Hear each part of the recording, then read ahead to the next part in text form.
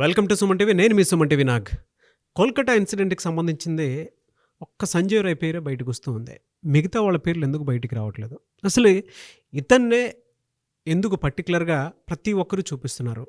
And ఒక్కొక్క civic వాలంటీర్కి ఈ medical కాలేజ్కి ఉన్నటువంటి సంబంధం ఏంటి, ఏ విధంగా ఉంది, అండ్ దీని వెనక ఎవరెవరు ఉన్నారు, అండ్ అతనికి సంబంధించినటువంటి బిహేవియర్ అసలు ఏంటి, ఏం జరిగింది, అతన్ని మాత్రం ఎందుకు పట్టుకున్నారు, అతన్ని మాత్రం ఎందుకు సస్పెక్ట్ చేసి మరి విచారణ తీసుకుంటున్నారు అనేది ఈరోజు మనతో పాటు అడ్వకేట్ రవీంద్రనాథ్ గారు ఉన్నారు. సో అది వారి మాటలో తెలుసుకుందాం. Hello sir. హాయ్ అండి నాగరాజ్ గారు.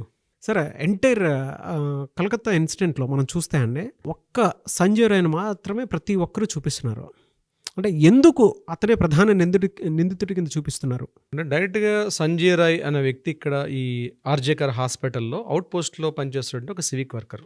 పోలీసులకు దొరికినటువంటి ఎవిడెన్స్ ప్రకారం సీసీ ఫుటేజ్లో మార్నింగ్ అరౌండ్ అంటే ఈ మర్డర్ కూడా ఆగస్ట్ 8వ తారీఖు జరిగిన మర్డర్ ఏదైతే ఉందో మార్నింగ్ 3 to 5 o'clock మధ్యలో జరిగిందని ఫోరెన్సిక్ వాళ్ళ రిపోర్ట్ వచ్చింది. అదే పోస్ట్ మార్టం రిపోర్ట్ కూడా వచ్చింది. సీసీ ఫుటేజ్ చేసినప్పుడు మార్నింగ్ 3 to 4 ఇన్ బిట్వీన్ మధ్య సమయంలో ఈయన సీసీ ఫుటేజ్లో పైకి వెళ్తూ కనిపించాడు. అయితే ఈ సంజయ్ రాయ్ అనే వ్యక్తి మీద ఇమీడియట్గా పోలీసులు ఆయన్ని కస్టడీలో తీసుకోవడం, ఇంట్రాగేషన్ చేయడం అంత జరిగింది.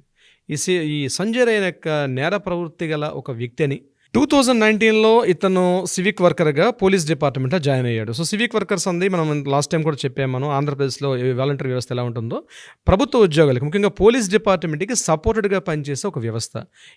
వీళ్ళకి మంత్లీ ఒక 12,000 రూపాయల శాలరీ ఇస్తూ ఒక గౌరవ భృతిస్తూ స్టేట్ గవర్నమెంట్ వీళ్ళు మెయింటైన్ చేస్తుంది. రాష్ట్ర వ్యాప్తంగా మోర్ దెన్ 140,000 మంది ఉన్నారు ఈ civic workers Telangana west Bengal రాష్ట్ర వ్యాప్తంగా. అయితే ఈ సంజయ్ రాయ్ విషయానికి వస్తే ఇతను ఒక 33 years ఓల్డ్ వ్యక్తి. ఇతను అప్పటికే నేర చరిత్ర కలిగిన వ్యక్తిగా ఎలా కనిపిస్తాడంటే ఇతనికి 4 మ్యారేజ్లు అయ్యాయనేసి, 3 వైఫ్లు ఆల్రెడీ ఇతను రిజెక్ట్ చేశారు. ఎందుకంటే ఇతనికి ఉన్నటువంటి లైంగిక వాంఛల్ని తట్టుకోలేక వాళ్ళందరూ ఇతను రిజెక్ట్ చేశారు.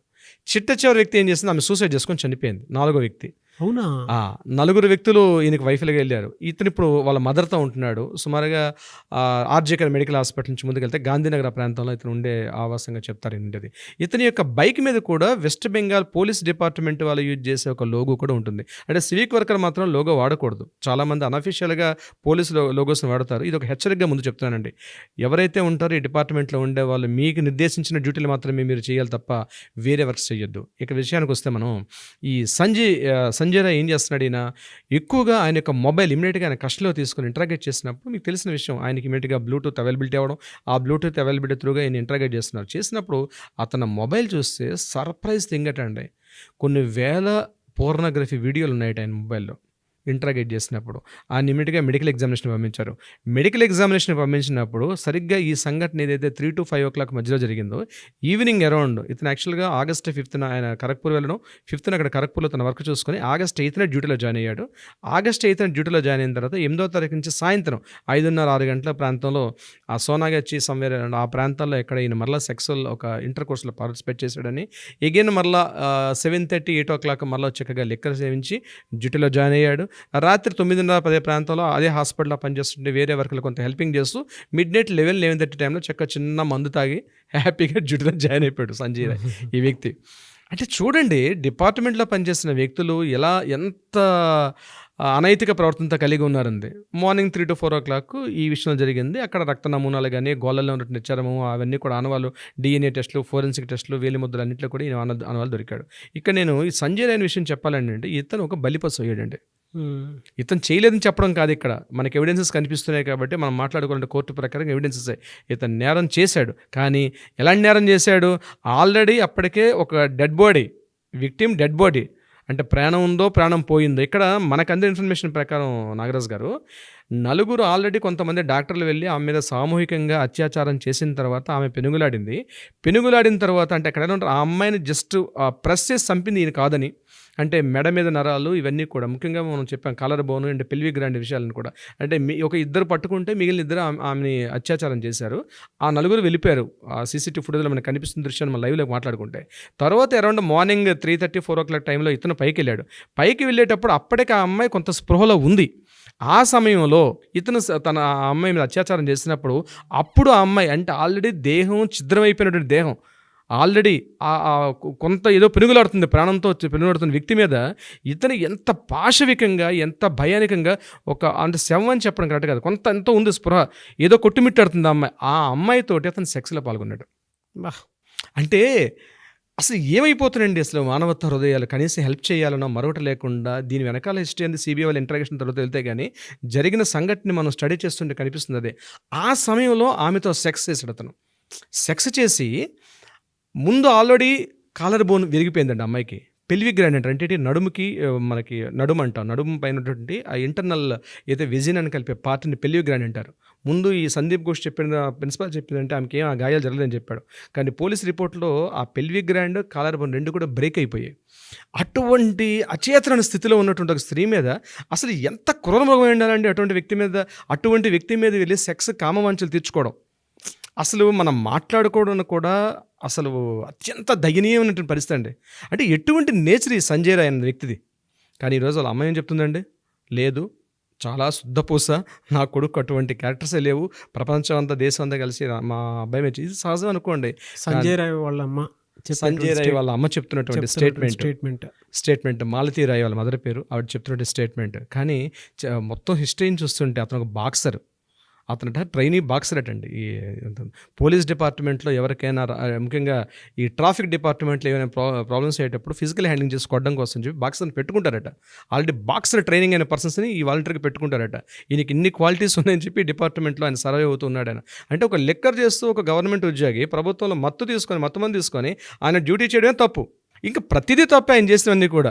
ఏదైనా కూడా నిజంగా సంజయ్ రాయ్ అన్న వ్యక్తి మనకు అందిన ఇన్ఫర్మేషన్ ప్రకారం తప్పు చేసిన వ్యక్తిగా కనిపిస్తున్నాడు.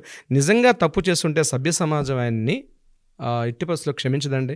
న్యాయాలు, చట్టాలు ఆ వ్యక్తికి బాధితురాలకి న్యాయం జరగాలి. ఎలా సార్ మరి? అంటే ఆ ప్రిన్సిపల్ సందీప్ ఘోష్ అనేటువంటి వ్యక్తి ఎలా సపోర్ట్ ఇచ్చుకుంటూ వచ్చారు ఇతనికి? సంజయ్ ఘోష్ మనకు అందిన ఇన్ఫర్మేషన్ ప్రకారం అండి, రీసెంట్గా మనకు తెలిసిన ఇన్ఫర్మేషన్ ఏంటంటే ఈ విక్టిమ్ ఎవరైతే బాధితురాలు ఉన్నారో ముందు రోజు సాయంత్రం 4:30-5 గంటల ప్రాంతంలో సంజయ్ రాయ్ యొక్క క్యాబిన్కి వెళ్ళి ఛాంబర్లో ఈ అమ్మాయి మాట్లాడింది, ఏదో పిలిపించి మాట్లాడాడు, ఏదో సంఘటన జరిగింది అక్కడ. సందీప్ ఘోష్ ప్రిన్సిపల్ సందీప్ ఘోష్ ఈ అమ్మాయిని అరౌండ్ ఈవినింగ్ 3:30 to 5 o'clock మధ్యలో ఈవినింగ్ అండి ఈ అమ్మాయి డ్యూటీలో ఉంటుండగానే పిలిపించి ఆ అమ్మాయిని అక్కడ ఏదో డిస్కషన్ జరిగింది. ఇదే డిస్కషన్ మనం ఆడియో క్లిప్లో చేసాం, తన ఫ్రెండ్తో మాట్లాడుతుంటే ఆడియో క్లిప్. ఆ సమయంలో ఈ 4 ఫ్రెండ్స్ కూడా ఉన్నారు, ఒప్పించారు 4 ఫ్రెండ్స్ కూడా.